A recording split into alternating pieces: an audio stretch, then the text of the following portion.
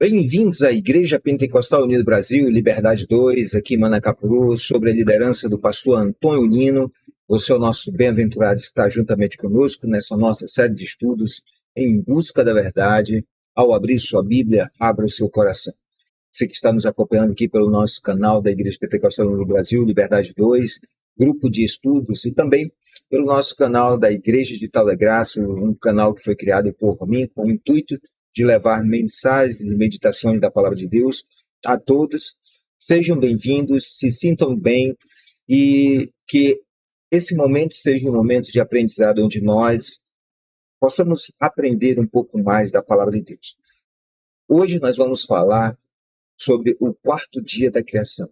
Nós já estamos no quarto dia da criação e o texto base da nosso estudo está em Gênesis, no capítulo 1, no versículo 14 em diante, que diz: E Deus disse, haja luzeiros no firmamento dos céus, para separar entre o dia e a noite, e sejam sinais para os prazos dos dias dos anos, e luzeiros no firmamento dos céus para iluminar sobre a terra. E assim foi. E Deus fez os dois grandes luzeiros, o luzeiro maior para governar o dia, e o luzeiro menor para governar a noite, e as estrelas. E Deus os colocou no firmamento dos céus para iluminar sobre a terra, para governar de dia e de noite, e para separar entre luz e escuridão. E Deus viu que era bom, e foi tarde e manhã do quarto dia. Então, à primeira vista, no livro de Gênesis, ele relata justamente de forma inequívoca que Deus criou a partir do nada, o Sol e a Lua no quarto dia. Ou seja, no texto que nós lemos, o Pentateuco ele é bem claro, a Torá para os judeus, o Pentateuco para os cristãos, ela é bem enfática, que os luzeiros, que o Sol e a Lua foram criados no quarto dia. Então, como é que os judeus eles interpretam esse texto? Qual é a interpretação deles? Para nós cristãos, os luzeiros, o Sol e a Lua foram criados a partir do quarto dia. Mas vamos ver o que os judeus falam acerca da criação do Sol e da Lua. E aí nós vamos, de alguma forma maravilhosa, e eu garanto a vocês, nós vamos complementar a nossa interpretação dentro do contexto cristão. Isso vai embasar mais a nossa explicação para aqueles que ainda não têm familiaridade com as Escrituras Sagradas. Eu asseguro a todos vocês que vai ser interessante a aula de hoje. E vamos lá, vamos ver como está disposto aqui o nosso estudo. Então, nós vimos no primeiro dia, apareceu a luz, a separação entre a luz e as trevas. No segundo dia, a separação entre as águas debaixo do firmamento e as águas. E no terceiro dia, a separação entre a terra e o mar, a erva, a relva, dão semente. E hoje, o sol e a lua são feitos para iluminar. Mas como nós começamos a falar, à primeira vista, o livro de Gênesis ele relata de forma inequívoca que Deus criou a partir do nada o sol e a lua no quarto dia. Só que para a grande maioria dos sábios entre o povo judeu, o sol foi criado no primeiro dia, identificando a luz do primeiro dia como a luz do sol. A questão é, como é que eles chegaram a essa conclusão? Vocês vão observar que não vai ter conflito com a nossa interpretação, com a interpretação cristã, mas vai ser uma espécie de complemento ao que nós já sabemos. Então vamos lá. A resposta para essa questão do sol ter sido criado dentro da interpretação judaica, dentro do entendimento judaico, ser criado no primeiro dia. Então, a resposta a essa questão, ela pode estar no verbo usado para definir o ato de criar por Deus.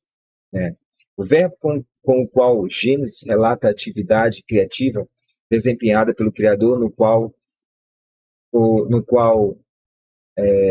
dia, ou seja, no quarto dia, o verbo é usado , la'asot, ah, que significa fazer, né, e fez Deus, né? Isso faz com que vários gramáticos da língua hebraica, eles vieram a notar que no relato da criação existem três verbos que são associados a este ato criativo de Deus. Existem três verbos associados à criação.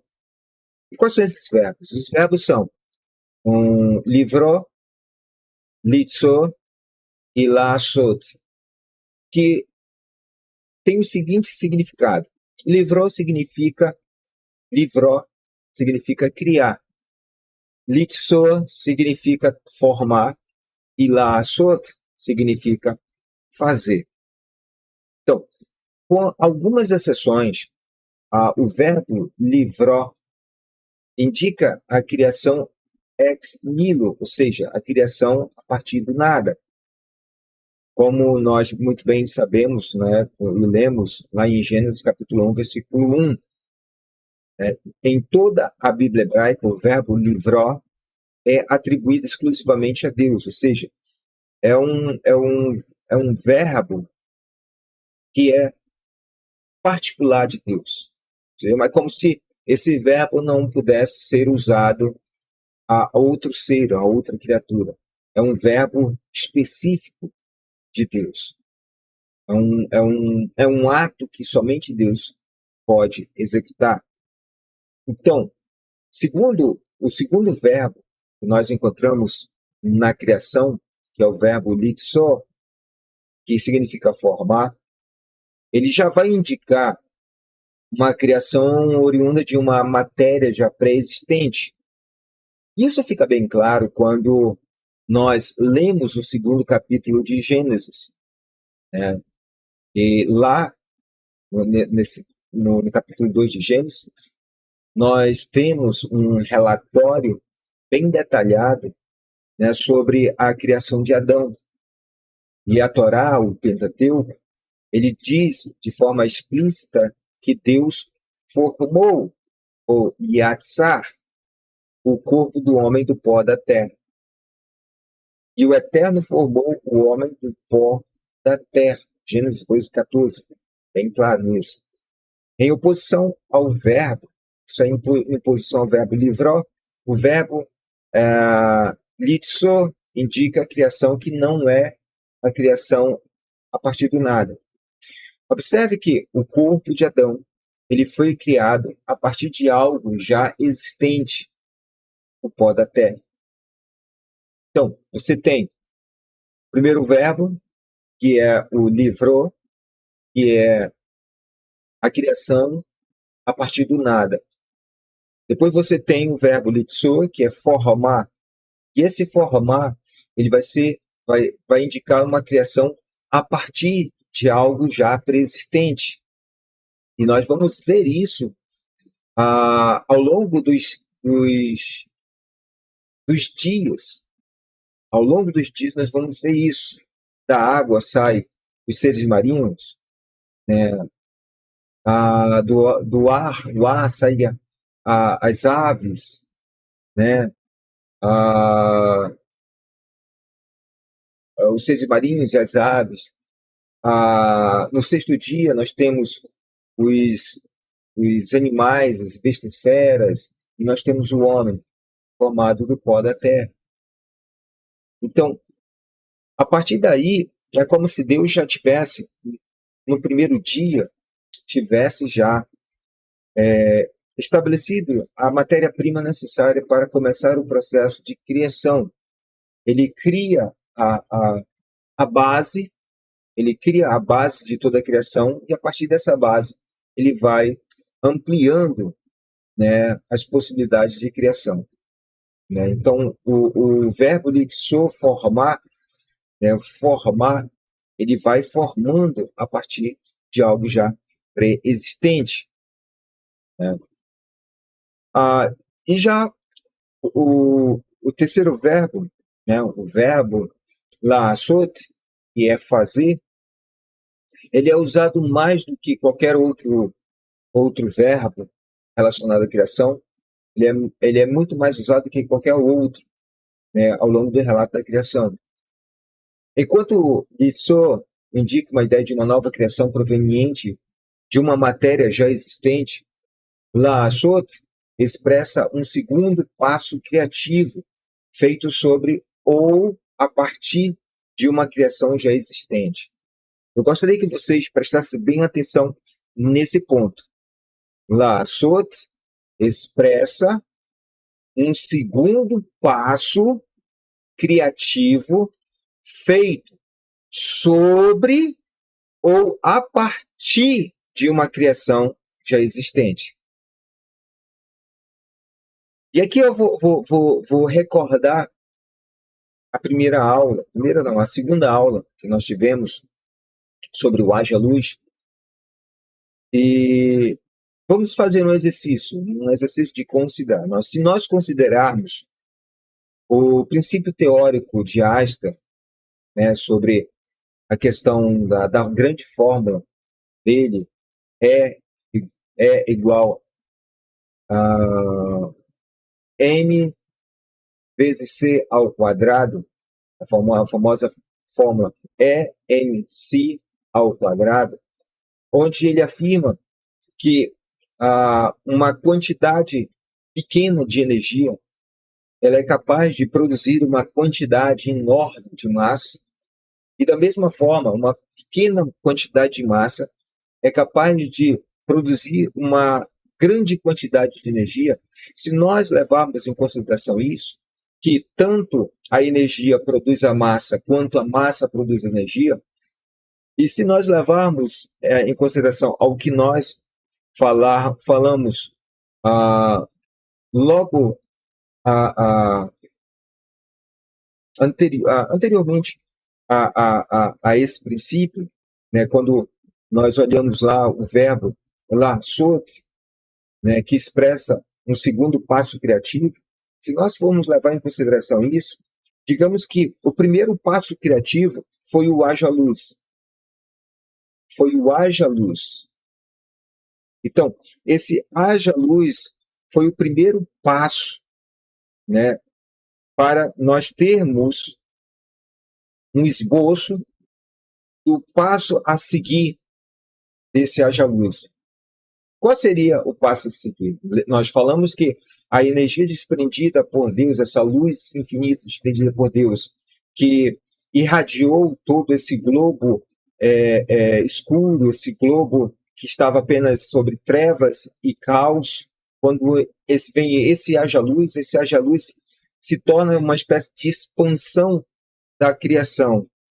Então, essa luz, essa energia, ela vai produzindo as massas necessárias para que, posteriormente, elas viessem a ter observem, as suas formas.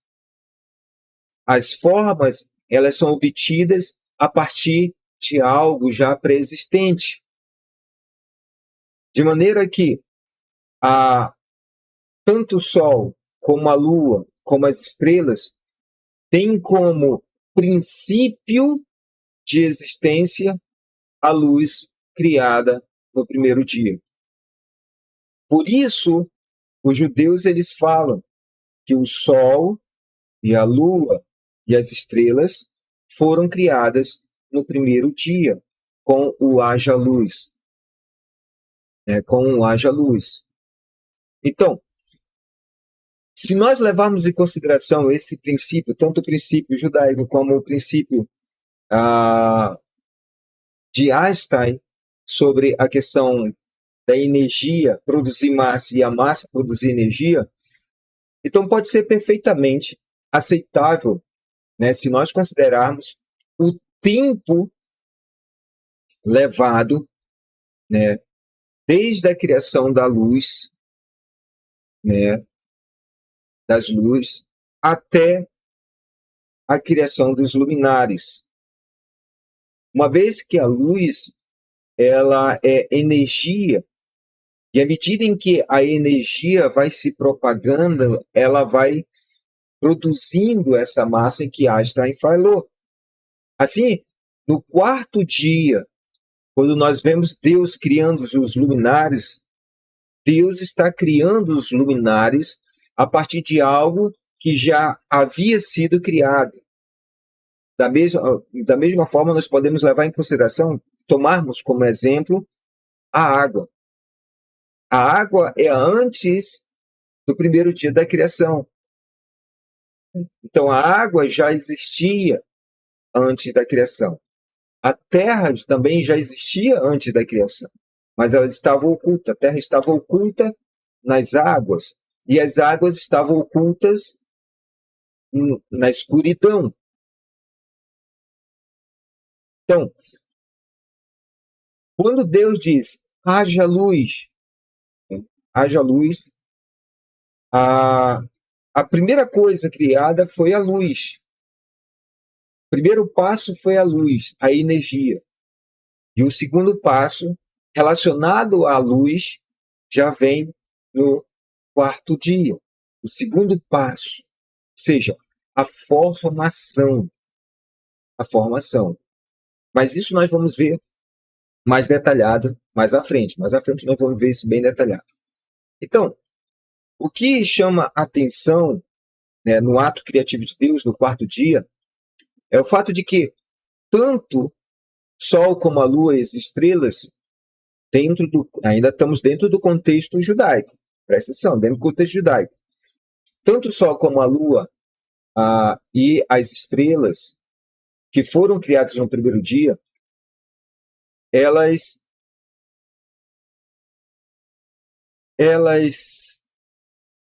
só... deixa eu reformular isso, para ficar mais claro, né? Então, tanto o Sol como a Lua e as estrelas, né, que foram criados dentro do contexto judaico no primeiro dia, elas somente no quarto dia, né, eles, Sol, a Lua e as estrelas, foram suspensos em sua posição atual. Observe que eles foram criados lá no haja luz. No haja luz. Mas a localização delas, o posicionamento deles, só vieram a ter um posicionamento fixo e definitivo no quarto dia. Vai parecer meio complicado ainda, mas isso vai ter uma explicação lá na frente.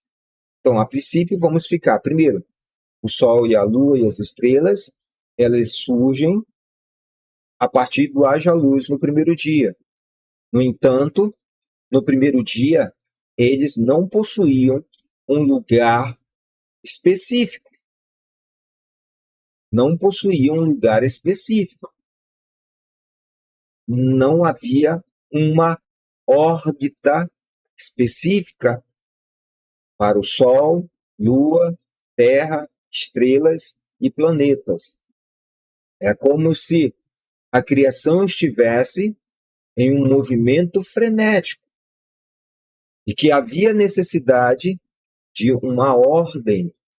E essa ordem, ela vai vir a partir do momento em que Deus, ele organiza essa órbita entre Sol, Terra, Lua, planetas e estrelas. Prestem atenção nisso. Então, somente no quarto dia, nós vamos ver o Sol, a Lua e as estrelas sendo suspensas na sua posição atual. Então, nesse dia, o Sol foi reposicionado em sua nova posição, agora de modo permanente. Conforme está implícito nas palavras, isso em hebraico, Vayhi Hem, que significa, e assim foi. Esse assim foi, mesmo depois do evento haja luz. Então, Portanto, em Gênesis, quando nós lemos Gênesis, no capítulo 1, versículo 14, Gênesis capítulo 1, versículo 15, Gênesis capítulo 1, versículo 17, nós não vemos menção ou falar na criação do Sol e da Lua. Mas, como está claro em função do versículo seguinte, o que está claro é justamente a sua colocação na expansão dos céus numa nova posição, onde o Sol e a Lua permaneceriam até os dias de hoje, que é justamente o versículo, acho que é o versículo 17, vamos ver aqui.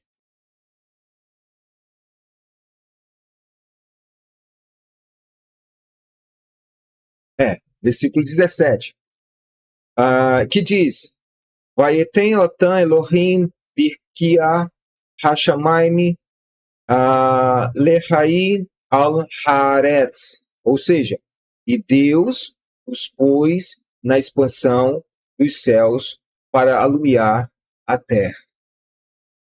Ou seja, é nesse momento em que o Sol e a Lua são reposicionadas por Deus para um propósito: iluminar a terra. Iluminar a terra. Esse versículo, ele afirma duas coisas importantes. A primeira, que Deus colocou os luzeiros num lugar ou numa posição chamada de expansão dos céus, assumindo a ideia de que o Sol e a Lua já tinham sido criados e colocados em operação no dia 1. Essa ação indica, evidentemente, um reposicionamento do Sol e da Lua no lugar diferente daquele onde os luzeiros foram colocados no momento da sua criação. Segundo ponto importante que nós precisamos observar, segunda coisa que esse versículo ele afirma, é que dessa sua nova posição, os luzeiros agora servirão a terra, iluminando-a e beneficiando o novo planeta. Ou seja, agora, nesse reposicionamento, nessa recolocação de Deus do Sol e da Lua, tanto o Sol e a Lua passam a ter um propósito, um objetivo em benefício do planeta Terra, em benefício do planeta onde o homem haveria de habitar. E aí os sábios do povo judeu, eles dizem o seguinte, que a luz mencionada no primeiro dia era proveniente dos luzeiros criados no primeiro dia, mas que não tinham sido pendurados, ou seja, firmados em lugares definitivos até o quarto dia. Eles estavam se referindo à atividade criativa relatada em Gênesis capítulo 1, versículo 17, no qual a Torá, a lei, o Pentateuco, anuncia que Deus colocou os luzeiros, e os colocou Deus, Vayetem otan, na expansão dos céus, Rakia Hashamayim. Então, o termo escolhido, e aqui a gente vai observar, a gente observa que aquela luz primeira, né, a luz mencionada no primeiro dia, ela é proveniente dos luzeiros. Dos luzeiros. Por que proveniente dos luzeiros? Porque eles foram criados dentro do entendimento judaico no primeiro dia. E observe um detalhe interessante. Esses luzeiros, eles possuem luz. O Sol possui uma luz própria. A Lua possui a sua luz, que é uma reflexão da luz do Sol. Mas qual é a luz que fornece ao Sol a sua luz para que ele pudesse espelhar na Lua? essa é a luz primordial. É a luz que gerou o Sol e a Lua. Então, tanto o Sol e a Lua, naquele momento, eles refletiam essa luz de uma forma muito mais intensa do que elas são agora. Isso nós vamos ver mais adiante também. Então, a partir daí, nós temos que observar, né, que o termo, nesse contexto desse relato da criação no quarto dia, o termo escolhido pelos sábios entre o povo de Israel para expressar o reposicionamento do sol no quarto dia foi pendurar os luzeiros, ou seja,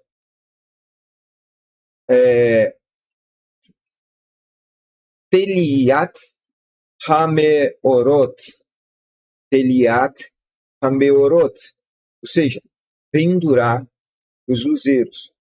O verbo hebraico litlot, né, significa pendurar ou suspender. Então, há uma bela expressão encontrada no livro de Jó, no capítulo 26, versículo 7, que indica que o nosso planeta está suspenso no nada ou pendurado no nada.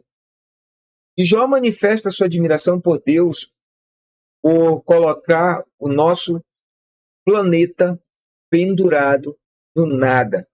Jó fala o seguinte: Tole eretz al belimar, ou seja, suspenso no nada. Seguindo essa percepção de Jó, os sábios também, eles descrevem a atividade de Deus relatada em Gênesis capítulo 1, versículo 17, com o mesmo verbo, teliat, hameorot. Ou seja, Deus pendurou os luzeiros e suspendeu suspendeu em seu novo lugar. Então, teliat hameorot, ou seja, Deus pendurou os luzeiros e os suspendeu em seu novo lugar.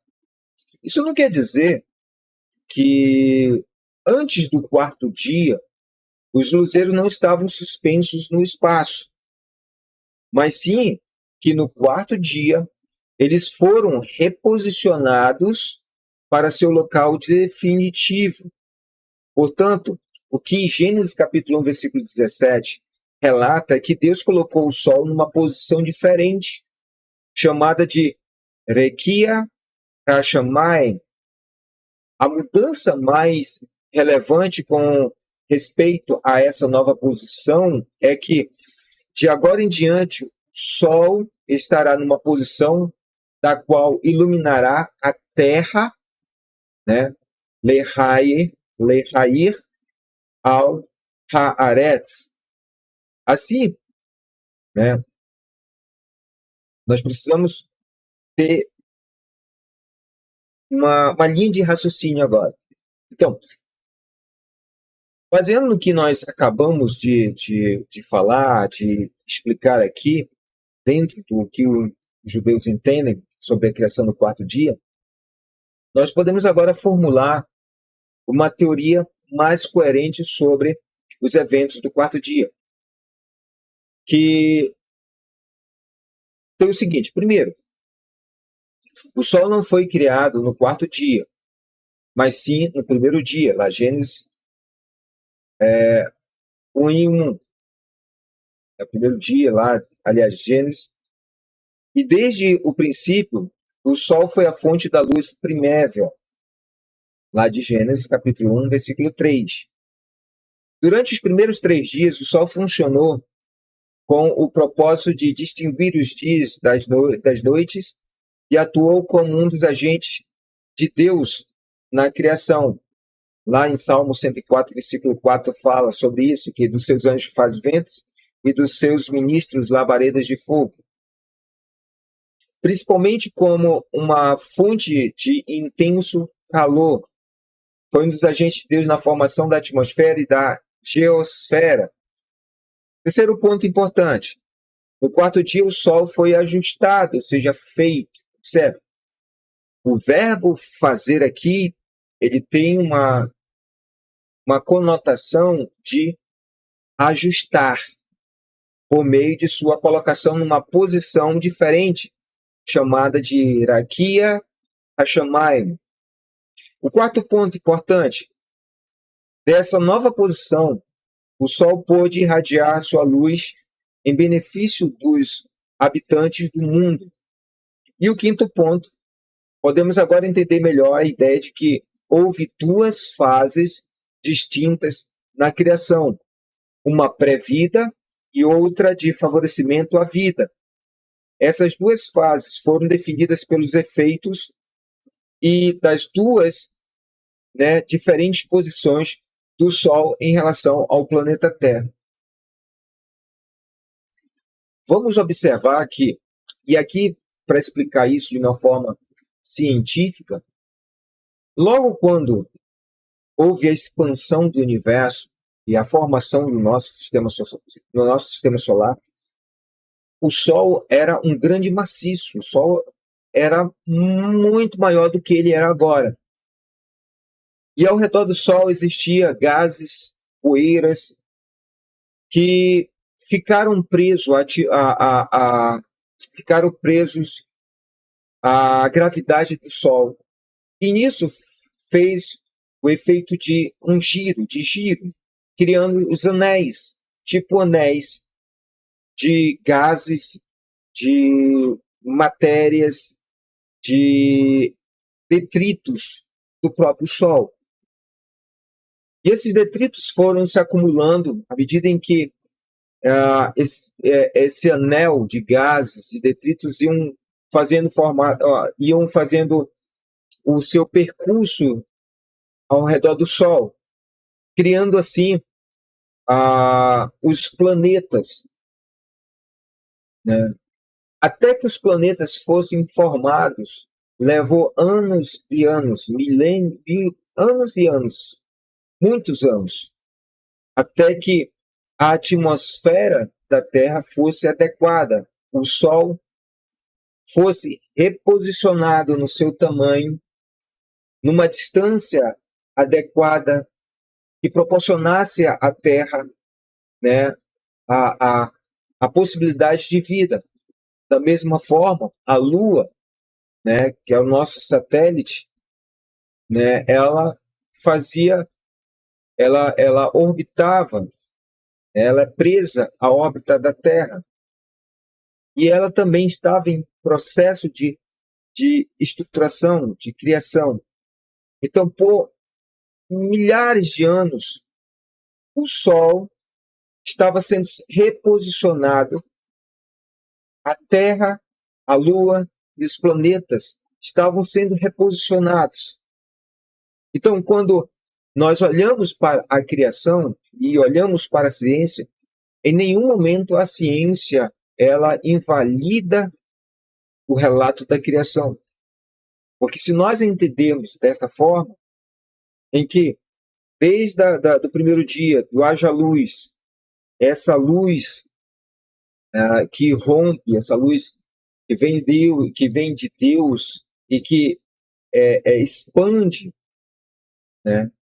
formando as galáxias, formando as estrelas, formando os planetas, formando todas as coisas, desde desse primeiro momento até o quarto dia, como nós falamos no início, que a criação dos luzeiros, das estrelas, elas seguem um passo anterior que foi dado a este do quarto dia, que é justamente o haja luz.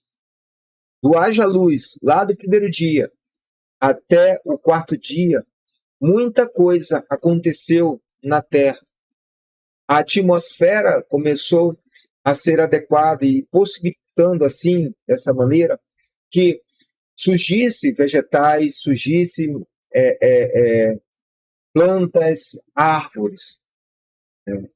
E à medida em que o Sol ia sendo reposicionado, a possibilidade da vida foi crescente. Foi crescente. Então, por isso que quando eu pensei em trazer a interpretação judaica acerca desse quarto dia, foi justamente para agregar algo a mais no nosso entendimento cristão acerca do quarto dia. De maneira que no quarto dia, quando Deus fala, né, claramente no versículo 14, e Deus disse: haja luzeiros no firmamento dos céus. Ou seja, Deus estava dizendo que a partir de agora os luzeiros seriam reposicionados para que eles ficassem nessa atmosfera, nesse céu que ele criou, para que cumprisse assim o propósito de iluminar a terra. Então, até aqui nós falamos apenas do Sol. Mas vem a pergunta, e a Lua?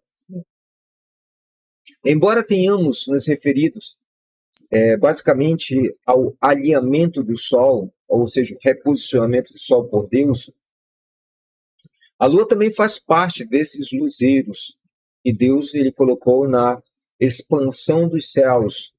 Ele colocou lá na Araquia Hashamayim. Durante o quarto dia, ou seja, no quarto dia também Deus reposiciona a Lua. Observe que a Lua ela já vai estar na órbita da Terra. Então, hoje em dia, graças à ciência moderna, nós sabemos que a distância precisa da Terra para a Lua também é vital para a existência de vida complexa, né, em nosso planeta. Ou seja, até o posicionamento da Lua em relação à Terra, ela tem um objetivo primordial na proposição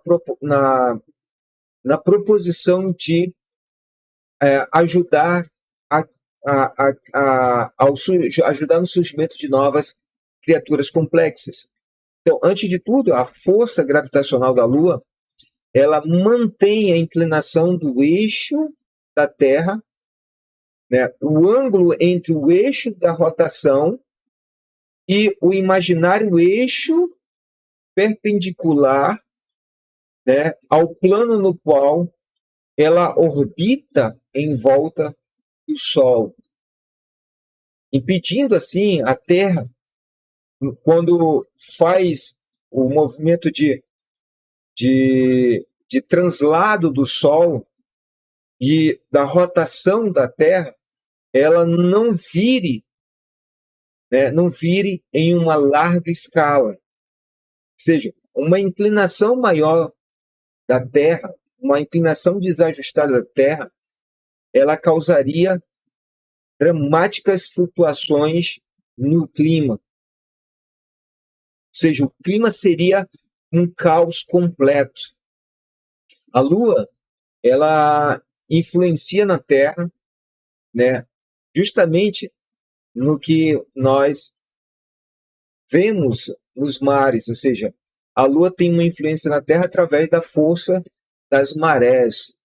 Sem ela, as marés teriam somente um terço de sua força, que seria insuficiente para provocar a mistura dos nutrientes da Terra com os nutrientes dos oceanos.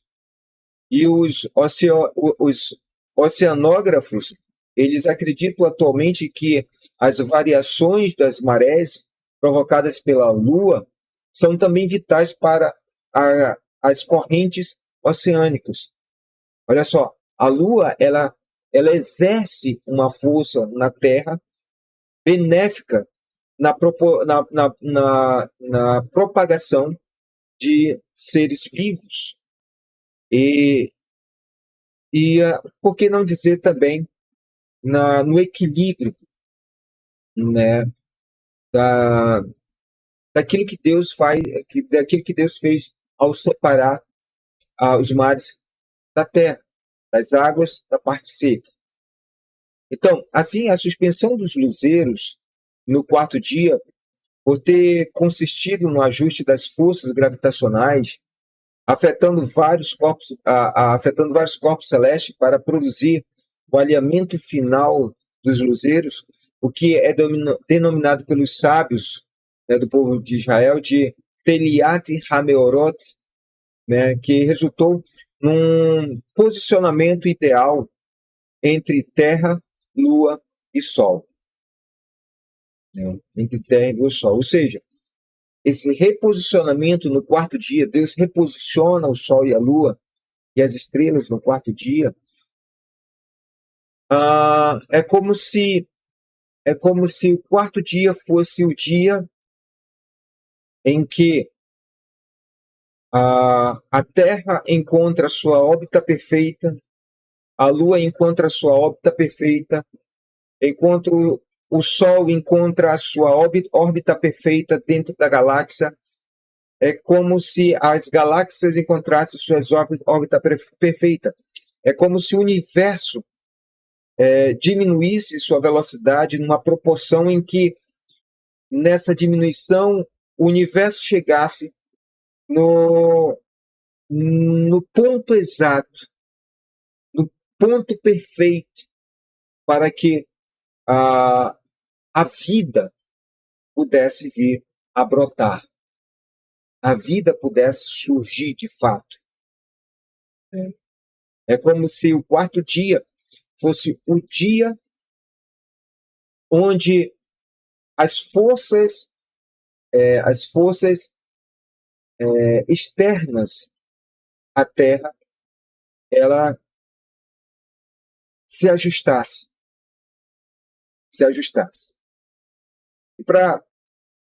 E para concluirmos, né, nós não podemos concluir essa parte, né,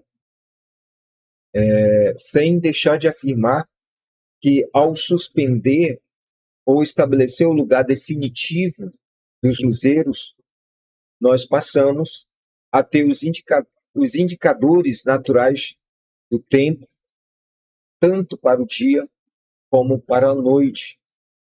Tanto dia para a noite. Ou seja, observe que você tem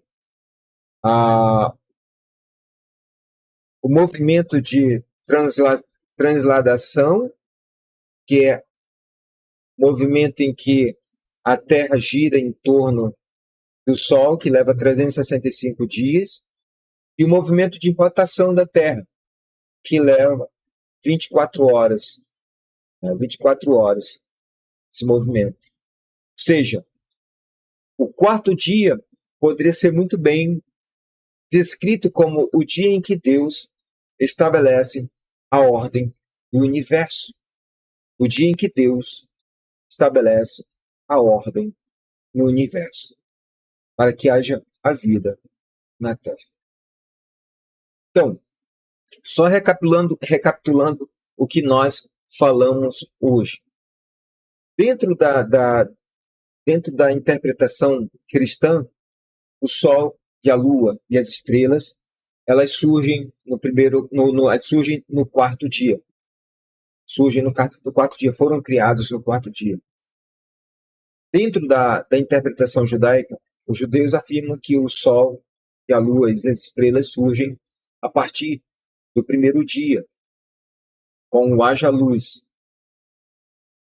E nesse primeiro momento, é como se o Sol, a Lua e as estrelas estivessem ocultas nessa energia. E elas só viriam a aparecer. É como se Deus retirasse dessa luz, o Sol, a Lua e as estrelas, somente a partir do quarto dia, quando ele estabelece a órbita de todas as coisas, a órbita da Terra, a órbita da Lua, a órbita do Sol, a órbita do sistema solar, a órbita das galáxias.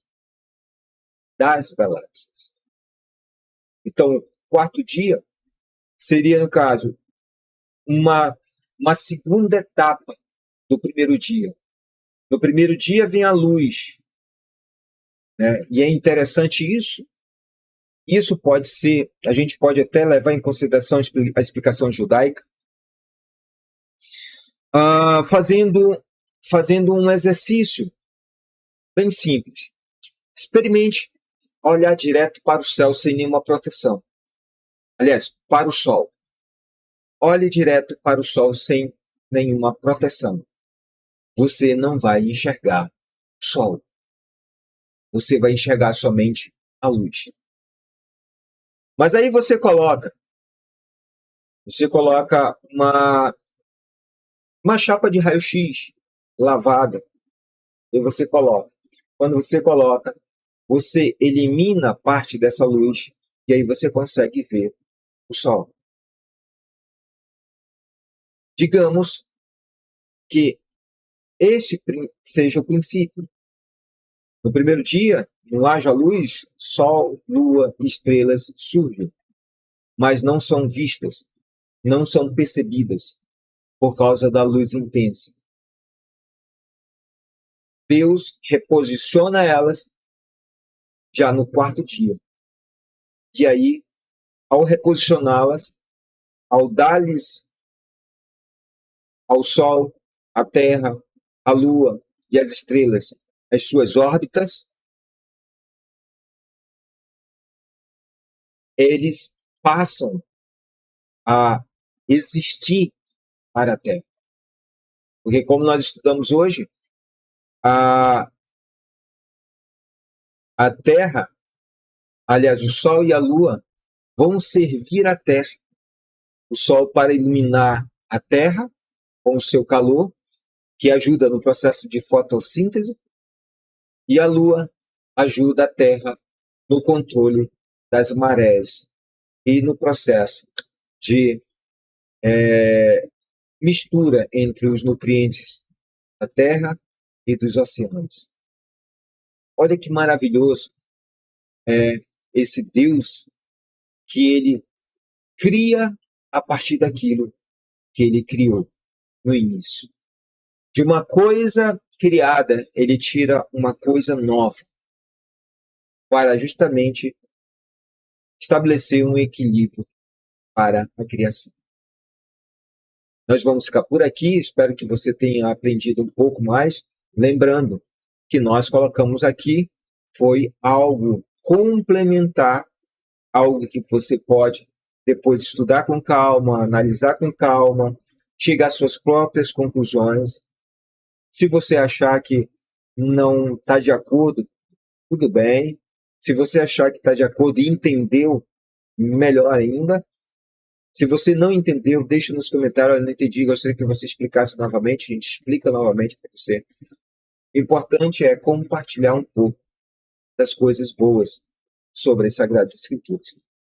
E no próximo domingo, nós vamos estudar justamente o quinto dia, que vem ser o surgimento dos animais marinhos e aves. Ficamos por aqui. Que Deus abençoe a todos. Fique com Deus. E até o próximo domingo aqui na nossa série de estudos Em Busca da Verdade. Ao abrir seu coração, aliás, ao abrir sua Bíblia, abra também o seu coração. Deus abençoe a todos, fique com Deus e até a próxima.